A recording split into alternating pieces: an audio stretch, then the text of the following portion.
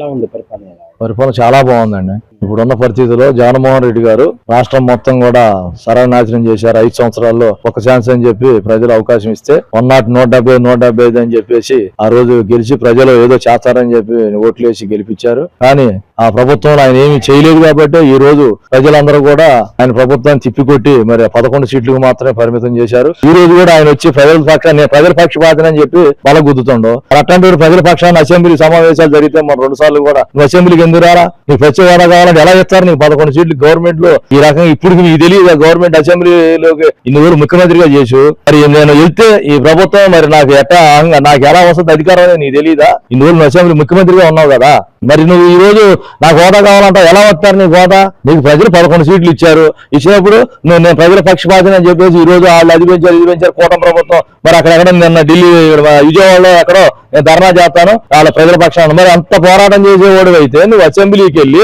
ఒక ఎమ్మెల్యేగా గెలిచినప్పుడు అసెంబ్లీకి వెళ్ళి నువ్వు ఎందుకు నిలదు? నీ హక్కు నువ్వు కాపాడదా అన్నప్పుడు నువ్వు ఎమ్మెల్యే కదా, నీకు ప్రజలు నీకు అధికారం ఇచ్చారు, ఎమ్మెల్యేగా గెలిచావు, నువ్వు ప్రజల పక్షపాతం అంటున్నావు కదా ఇప్పటి వరకు కూడా.